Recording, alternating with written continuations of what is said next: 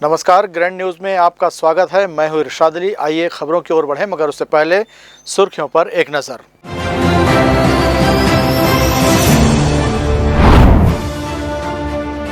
DSP के परिवार का सामाजिक बहिष्कार करने वाले ग्रामीणों के खिलाफ दर्ज हुआ मामला, कोटा पुलिस ने की कार्रवाई। सहकर्मी शिक्षिका के साथ छेड़छाड़ के मामले में जांच समिति ने आरोप पाया सही, प्रधान पाठक किए गए निलंबित, दूसरे स्कूल में अटैच। फिर चला शहर के अवैध प्लाटिंग पर बुलडोजर, शहर में कई ऐसे मामले मगर सिर्फ 60 डिसमिल पर की गई कार्रवाई, बदले की भावना का हो रहा शक। और संसाधन नहीं तो काम नहीं, आंदोलन के दूसरे दिन संभाग से जुटे अधिकारी, तीसरे दिन रायपुर में होगा जंगी प्रदर्शन।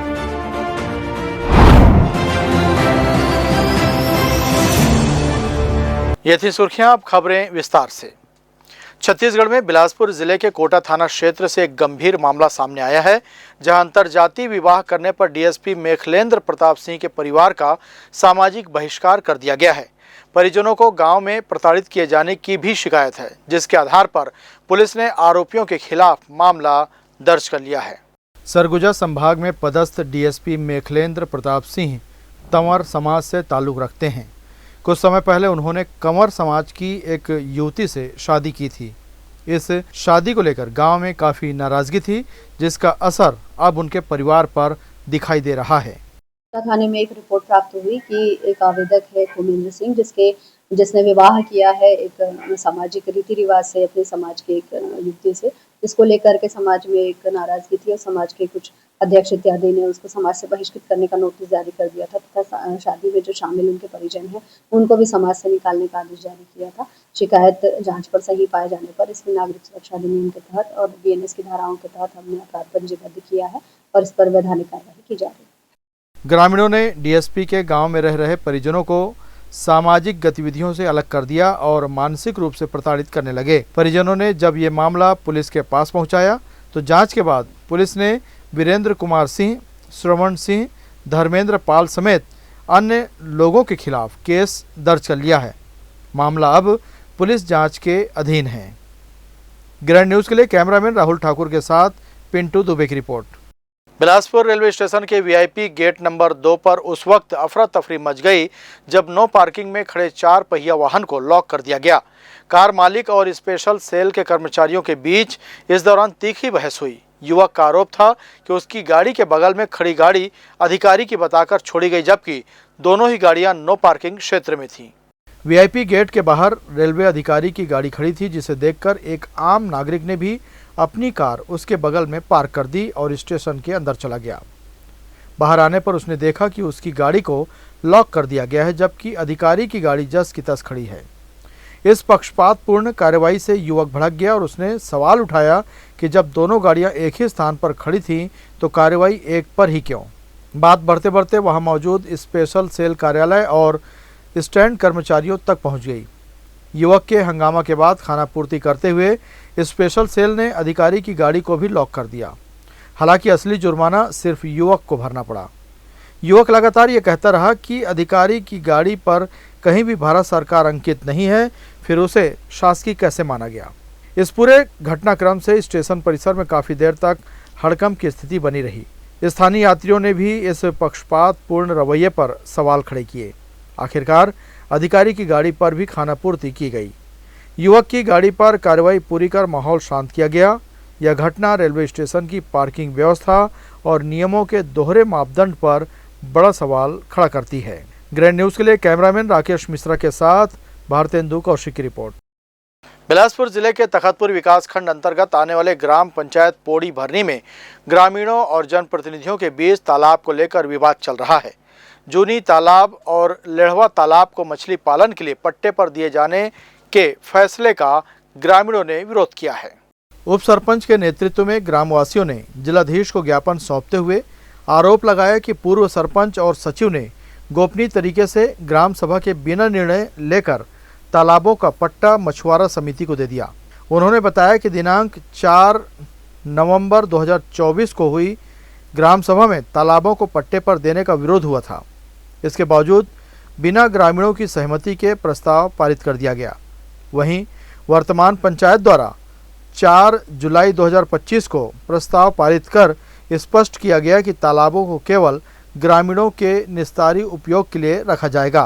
पूर्व सरपंच के द्वारा 4 साल 11 माह तक के तालाब को पट्टा के लिए नहीं दिया गया था और 1 माह बचा पंचायत चुनाव में, तब उसको पट्टा इशू करने के लिए फर्जी तरीके से महिलाओं को और ग्रामीणों को बुला करके कम्बल बांट करके उसमें दस्तखत कराया गया कोरे कागज़ में, और कोरे कागज़ में जो दस्तखत कराया गया है उसको प्रस्ताव में लगा करके पट्टा इशू करने के लिए फर्जी तरीके से दूसरे आदमी को देने का ये लोग प्रयास कर रहे हैं। जो ग्राम का निस्तारित तालाब है, सभी ग्रामवासी उसी में नहाना धोना खाना मतलब हर चीज़ उसी में होता है। हम लोग ये चाह रहे हैं कि जो तालाब है, लेढ़वा तालाब और जूनी तालाब, दोनों को हम पंचायत के अंदर रखेंगे। निस्तारी का तालाब है, सभी ग्रामवासी उसमें निस्तार करते आ रहे हैं सदियों से, और आज भी हम लोग निस्तारी में उसको रखना चाह रहे हैं पंचायत। गांव के तालाब के जूनी तालाब के विषय में यहाँ आई थी। जो हमारे निस्तार में वो तालाब हमारे गांव का है और हम अपने गांव पे ही उसको अपने पंचायत में रखना चाहते हैं, किसी बाहर वाले को नहीं देना चाहते। हम लोग जो है अपने ग्राम पोड़ी से आए हैं, विकासखंड तखतपुर से, और हमारे गांव का जो निस्तारी तालाब है, जूनी तालाब और लेढ़वा तालाब, उसको जो है आचार संहिता लगे हुए में पूर्व सरपंच द्वारा, कौन पूर्व सरपंच? पूर्व सरपंच नरेश कुमार के द्वारा मछली ठेका में देने के लिए कोशिश किया गया था। वो मत्स्य विभाग से हमारे पंचायत में अभी गया है कि इसमें प्रस्ताव पास करके पट्टा के लिए दे दीजिए करके, तो हम उसी के विरोध स्वरूप में पूरा पंचायत ग्रामवासी लोग आए हुए हैं और हम अपने गांव के निस्तारी तालाब को किसी को मछली पालन के लिए नहीं देंगे। ग्रामवासियों ने मांग की है कि पूर्व में दिए गए अनुमोदन को रद्द कर पुनः ग्राम सभा बुलाई जाए ताकि पारदर्शी ढंग से निर्णय लिया जा सके। उन्होंने प्रशासन और जनप्रतिनिधियों से इस मुद्दे पर तत्काल संज्ञान लेने की अपील की है। ग्रैंड न्यूज़ के लिए कैमरामैन राकेश मिश्रा के साथ भारतेंदु कौशिक की रिपोर्ट। वक्त हो चला एक छोटे से ब्रेक का। ब्रेक के बाद भी जारी रहेंगी खबरें, आप देखते रहिए grand news. Jaya private ITI NCVT से मान्यता प्राप्त एंड ISO सर्टिफाइड 10वीं पास विद्यार्थियों के लिए 2 year electrician course, OPA 1 year course, computer operating and programming assistant course, best classroom facility, admissions open. Jaya private ITI, riverview colony, Koni, Bilaspur, Chhattisgarh. Hello दोस्तों, इस बरसात के मौसम पे विजन विस्तारा लेकर आ गया है आप लोगों के लिए ड्रीम रेसिडेंसी प्रोजेक्ट के सेमी कमर्शियल प्लॉट पर विशेष छूट। ये उन लोगों के लिए है जो खुद के बिजनेस का सपना देखते हैं, चाहे वो कोचिंग हो, क्लिनिक हो, स्मार्ट रिटेल का बिजनेस हो, हर बिजनेस के लिए स्पॉट रेडी। प्लॉट एक, फायदे अनेक। घर बनाओ तो स्कूल पास और दुकान खोलो तो कस्टमर पास। अभी सेमी कमर्शियल प्लॉट अवेलेबल है पर ज्यादा दिन तक नहीं। आज ही संपर्क करें विजन विस्तारा को और ऑफर का लाभ उठाएं।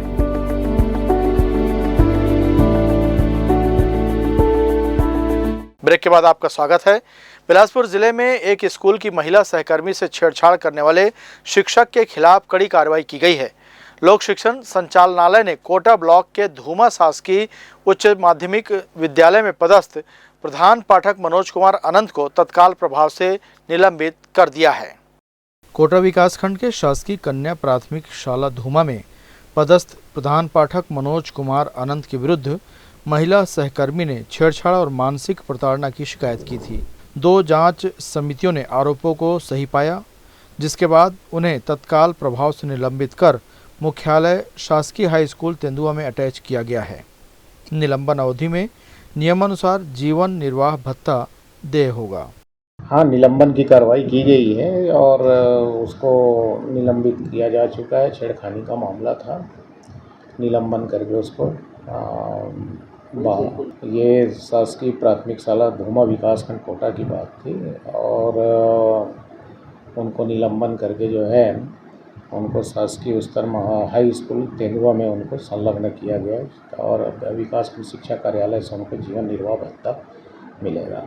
यह मामला एक बार फिर से महिलाओं की सुरक्षा को लेकर प्रशासन और शिक्षकों की जवाबदेही पर गंभीर सवाल खड़े करता है। ग्रैंड न्यूज़ के लिए कैमरामैन राकेश मिश्रा के साथ भारतेंदु कौशिक की रिपोर्ट। डीपीआई ने शनिवार से स्कूलों का नया समय सारणी जारी कर दिया है। इसमें अब रोजाना की तरह शनिवार को भी सुबह 10 बजे से शाम 4 बजे तक स्कूल लगाने के लिए कहा गया है। बता दें कि नया एकेडमिक कैलेंडर सत्र प्रारंभ होने के 1 महीने बाद जारी किया गया है। ऐसे में स्कूलों में असमंजस की स्थिति बनी हुई है। अब तक स्कूल पुराने समय सारणी के आधार पर संचालित हो रहे थे, लेकिन शनिवार को भी सभी सरकारी स्कूल सुबह 10 से 4 बजे तक लगेंगे। वहीं अब माह के 2 सप्ताह यानी द्वितीय और चतुर्थ शनिवार को बैगलेस डे मनाया जाएगा। अभी तो आया है, ऑर्डर भी आया है कि शनिवार को जो सुबह की पाली में लगती थी स्कूलें क्लासेस, उसको बदल करके नए आदेश दिए हैं कि अब 10 से 4 बजे तक के क्लासेस लगेंगे, एक पाली में लगेंगे। ठीक है, लेकिन जहाँ पर 2 पाली में स्कूलें लग रही हैं वहाँ पर वही रहेंगे वो जैसे चलते आ रहे हैं। सुबह वाले सुबह आएंगे और अड्डे वाले दिन में आएंगे। सीपत एनटीपीसी क्षेत्र की निवासी संगीता दुबे बीते 15 वर्षों से अपने दिवंगत पति की अनुकंपा नियुक्ति की मांग को लेकर सरकारी दफ्तरों के चक्कर काट रही है। उनके पति दिलहरन दुबे शिक्षाकर्मी वर्ग 3 के पद पर कोटा ब्लॉक के झंझरैया पाराशाला में कार्यरत थे, जिनका आकस्मिक निधन 13 मई 2009 को हो गया। संगीता दुबे निर्धन परिवार से आती हैं और वह 10वीं तक की पढ़ाई कर पाई हैं। उनके 2 छोटे बच्चे हैं, जिनका पालन पोषण वो मजदूरी करके कर रही हैं। आर्थिक कठिनाइयों के बीच उन्होंने अनुकंपा नियुक्ति के लिए कई बार आवेदन किया, लेकिन अब तक कोई सुनवाई नहीं हुई। उन्होंने जनदर्शन में कलेक्टर से निवेदन किया है कि उन्हें या उनके पढ़े लिखे पुत्र को चतुर्थ श्रेणी या किसी उपयुक्त पद पर नियुक्त किया जाए, ताकि परिवार की स्थिति में सुधार आ सके। 2009 से भटक रही हूँ और 25 चल रहा है, अभी से मेरे को कुछ नहीं मिली है। मैं किराए से घर से रहती हूँ और अपने बच्चे को पोस रही हूँ। मैं गुड़िया को पढ़ा नहीं पा रही हूँ, लड़कों ले दे कर पढ़ाई हूँ। अब मैं क्या करूँ? कलेक्टर ऑफिस बार आई हूँ, जिला पंचायत गई हूँ, रायपुर मंत्रालय भी गई हूँ, कुछ नहीं हुआ है मेरा। मेरे को ऐसा लगता है आत्महत्या करके मर जाऊँ, ये बच्चे को मार डालूं, इतना हो रहा है। मेरे को खाने के लिए नहीं है, किराया मैं किस में दूं, बच्चे को क्या पढ़ाऊं? अब देखना यह है कि शासन प्रशासन कब इस पीड़ित महिला की व्यथा पर संज्ञान लेता है और उसे न्याय दिलाने की दिशा में कोई ठोस कदम उठाता है। ग्रैंड न्यूज़ के लिए कैमरामैन राकेश मिश्रा के साथ भारतेंदु कौशिक की रिपोर्ट। यहाँ लेते एक और छोटा सा ब्रेक, जाइएगा नहीं, देखते रहिए ग्रैंड न्यूज़। जय जया प्राइवेट ITI NCVT से मान्यता प्राप्त एंड ISO सर्टिफाइड 10वीं पास विद्यार्थियों के लिए 2 year electrician course, COPA 1 year course, computer operating and programming assistant course, best classroom facility, admissions open. Jai Jaya private ITI, riverview colony, Koni, Bilaspur, Chhattisgarh. Hello दोस्तों, इस बरसात के मौसम पे विजन विस्तारा लेकर आ गया है आप लोगों के लिए ड्रीम रेसिडेंसी प्रोजेक्ट के सेमी कमर्शियल प्लॉट पर विशेष छूट। ये उन लोगों के लिए है जो खुद के बिजनेस का सपना देखते हैं, चाहे वो कोचिंग हो, क्लिनिक हो, स्मार्ट रिटेल का बिजनेस हो, हर बिजनेस के लिए स्पॉट रेडी। प्लॉट एक, फायदे अनेक। घर बनाओ तो स्कूल पास और दुकान खोलो तो कस्टमर पास। अभी सेमी कमर्शियल प्लॉट अवेलेबल है, पर ज्यादा दिन तक नहीं। आज ही संपर्क करें विजन विस्तारा को और ऑफर का लाभ उठाएं।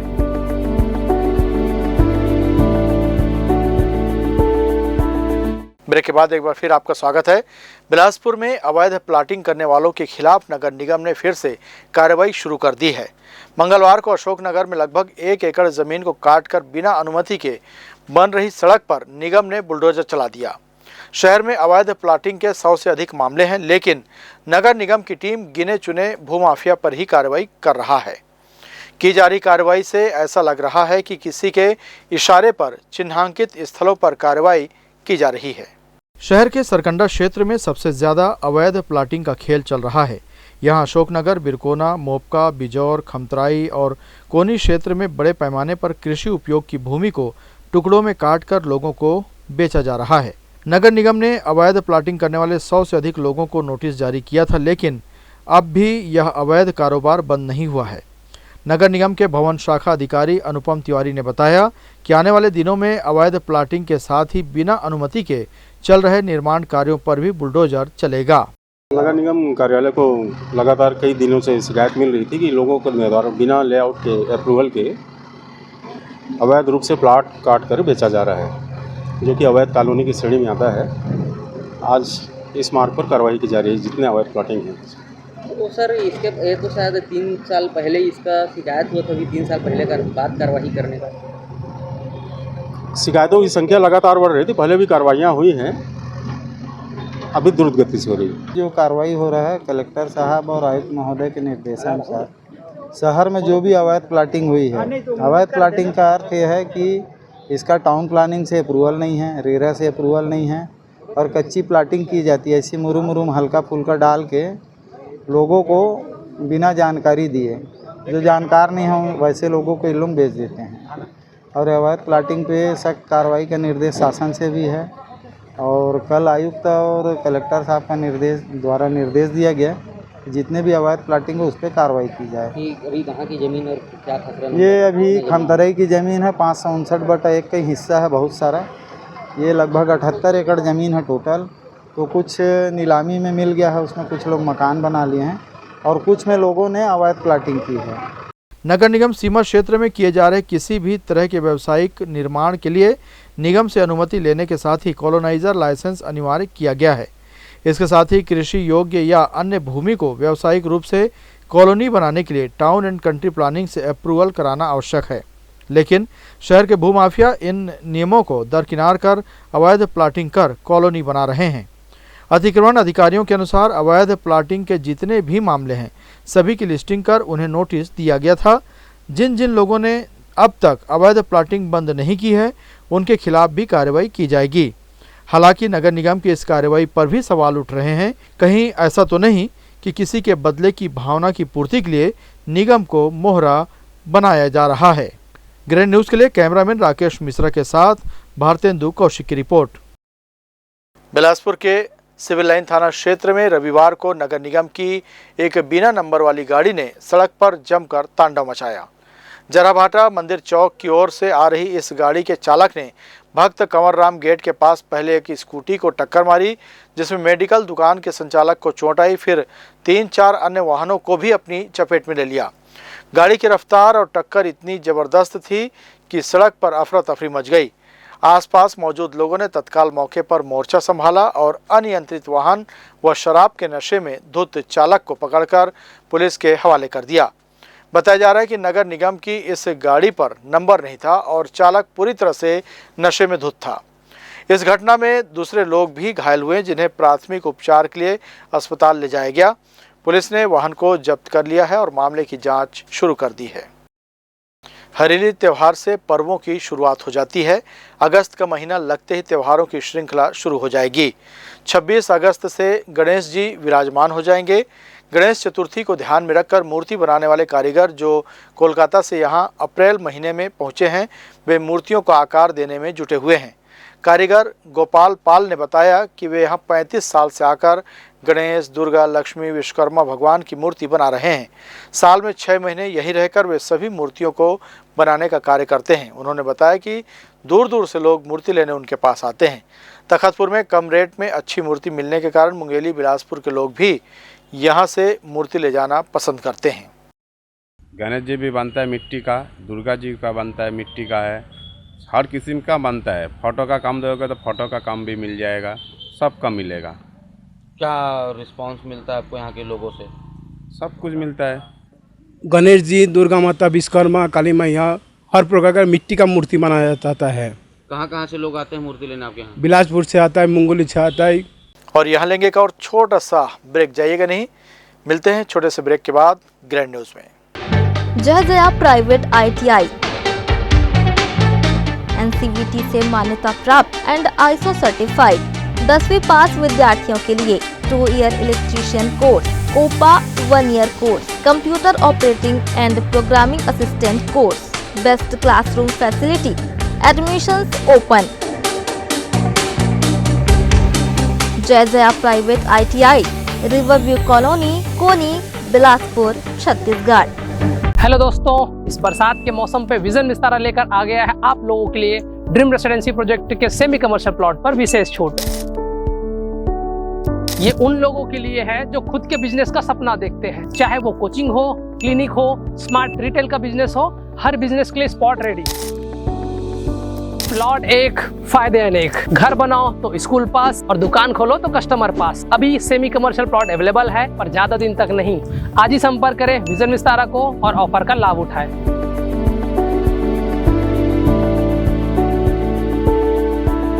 ब्रेक के बाद एक बार फिर आपका स्वागत है।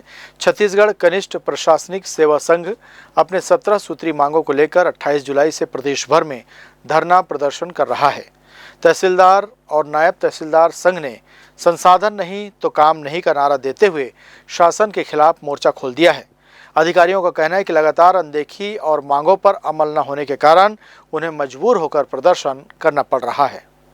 29 जुलाई को मुंगेली नाका मैदान बिलासपुर में संभाग स्तरीय प्रदर्शन किया गया, जहां बिलासपुर संभाग के सैकड़ों तहसीलदार और नायब तहसीलदार उपस्थित हुए। प्रदर्शन में अधिकारियों ने बताया कि वर्तमान में राजस्व विभाग में कार्यरत अधिकारियों को संसाधनों की भारी कमी, तकनीकी अव्यवस्थाएं और प्रशासनिक सहयोग के अभाव में काम करना पड़ता है।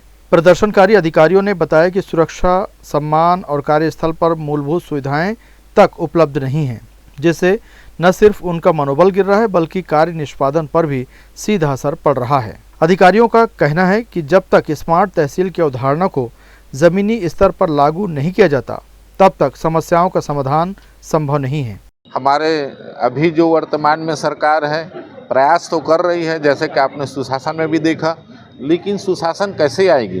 तहसीलों का आलम आप देख लीजिए कि वहाँ चपरासी चौकीदार नहीं है, बाबू नहीं है, ऑपरेटर नहीं है, तो हम जनता का काम को टाइम लिमिट में कैसे करेंगे?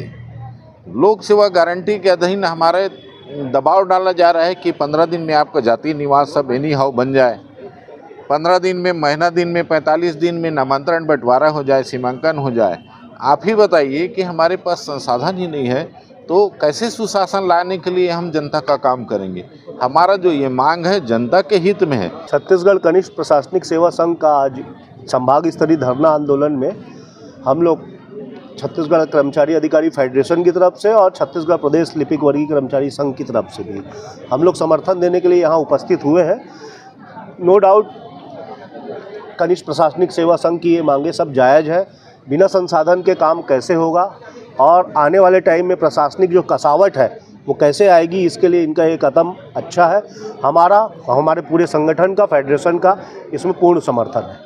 संघ के पदाधिकारियों ने कहा कि वे पहले भी कई बार शासन और प्रशासन को अपनी समस्याओं से अवगत करा चुके हैं, लेकिन हर बार आश्वासन के सिवाय कुछ नहीं मिलता। ऐसे में अब आंदोलन ही एकमात्र रास्ता बचा है। वे चाहते हैं कि मांगों पर गंभीरता से विचार कर जल्द से जल्द निर्णय लिया जाए। ये ऑफिस चलाने का एक नया सुगुफा छोड़ा गया है। ये ऑफिस चलेगा कैसे? जिस ऑफिस में 10 साल पुराना 2 कंप्यूटर है और 10 कर्मचारी काम है और 10 सेक्शन से जाना है, जब उसके पास संसाधन नहीं है, कंप्यूटर नहीं है, तो ये ऑफिस से गठन कैसे होगा? ये ऑफिस शुरुआत कैसे होगा? कलेक्टर तरफ से आ रहा है, शासन से आ रहा है कि ये ऑफिस चलाना है। जिस टाइप के आज हमारे कनिष्ठ प्रशासनिक सेवा संघ के जो साथी हमारे बैठे हुए हड़ताल में, उनकी मांग जायज़ है। हर चीज़ का आप टाइम लिमिट कर रहे हो, 2 दिन में खाता खोलना, मतलब खाता अलग करना है, नामांतरण करना है। आखिर इनके पास संसाधन नहीं होगा तो कैसे करेंगे? हमारे प्रांताध्यक्ष महोदय ने बताया कि हम सीधे शासन के विभिन्न लोकहित कार्यों को करने के लिए जुड़े हुए हैं, चाहे निर्वाचन कार्य हो, चाहे आपात की अवस्था हो, आपदा प्रबंधन भी हमारे पास है, एवं राजस्व संबंधी विभिन्न कार्य हो, विभिन्न प्रकार के न्यायालयीन कार्य हो, दांडिक कार्य हो, एवं किसी भी प्रकार के आपात स्थिति जैसे कि ये विभिन्न धरना प्रदर्शन है और विभिन्न प्रकार के प्रोटोकॉल है और विभिन्न प्रकार की जो दुर्घटना होती है, चक्का जाम, उसमें हम हमेशा खड़े रहते हैं। परंतु वादा करने के बाद, शासन के नियमों में रहने के बाद भी पर्याप्त संसाधन प्राप्त नहीं होने के कारण हमें विभिन्न प्रकार की समस्याओं का सामना करना पड़ता है और जनता को भी उस स्तर पे लाभ नहीं मिलता है जिस स्तर पे मिलना चाहिए।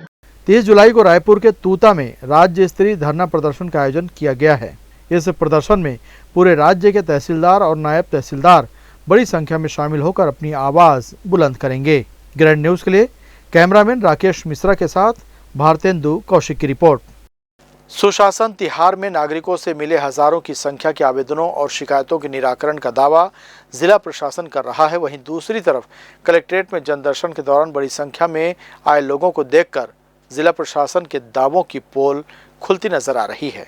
जनदर्शन में सबसे अधिक मामले आवास योजनाओं से संबंधित थे, जिनमें लोगों ने पात्र होने के बावजूद लाभ न मिलने की शिकायत की। कुछ ग्रामीणों ने क्षेत्र में आवास, शराब बिक्री की शिकायत की।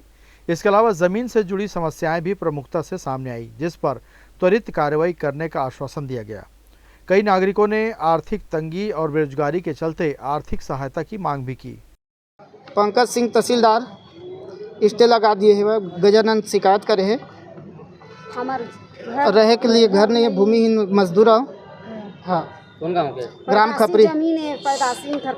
मोर जन्म भूमि वही हरे और पंचायत पूरा दे दिए लिख के कोई आपत्ति नहीं के फिर भी तहसीलदार है लगा है वो पीछे वाले हम लगानी जमीन के सामने में ऐसे कि क्या आपत्ति लगा है। मैं का चाहे हम स्टे लगाए थे, हटवाए मकान चाहत है।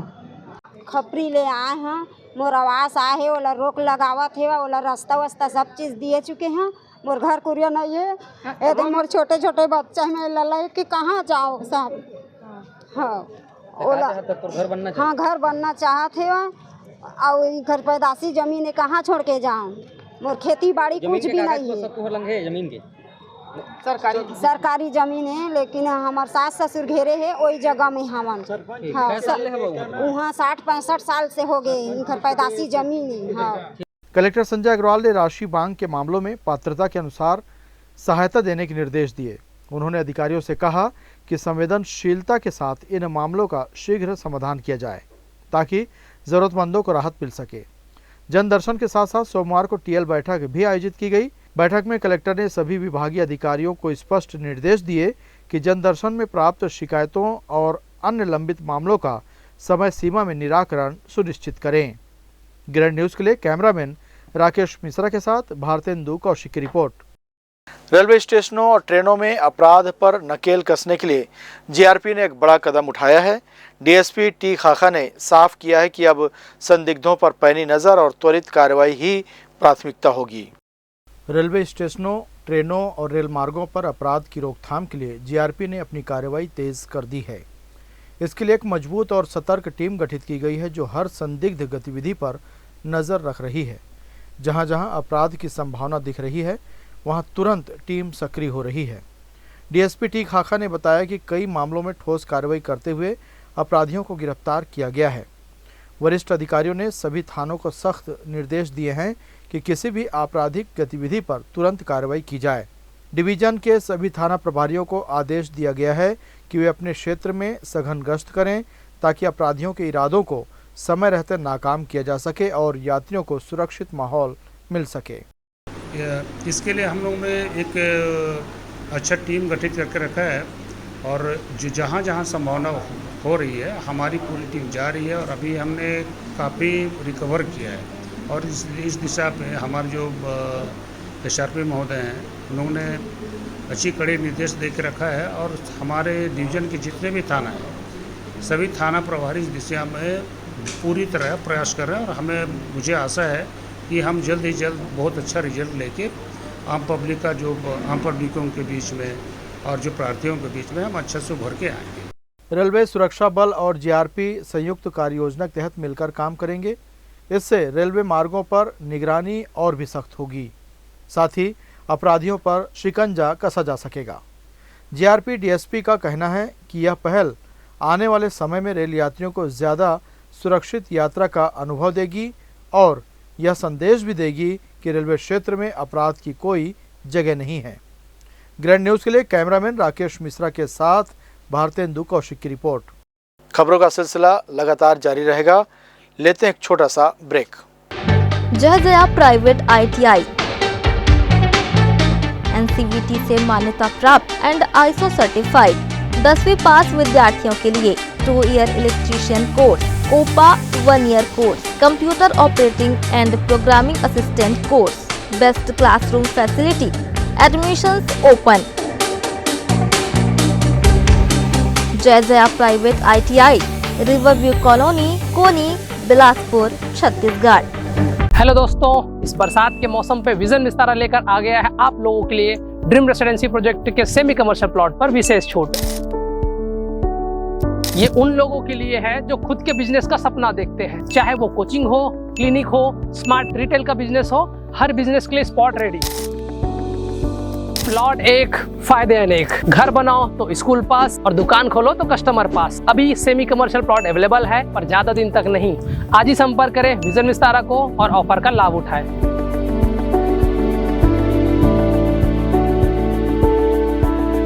ब्रेक के बाद एक बार फिर आपका स्वागत है।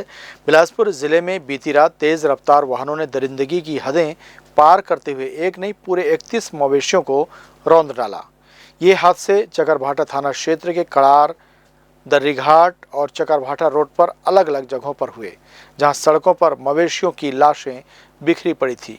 ये केवल सड़क दुर्घटनाएं नहीं, बल्कि गौ पालकों की लापरवाही, प्रशासनिक उदासीनता और सिस्टम की नाकामी की भयावह तस्वीर है।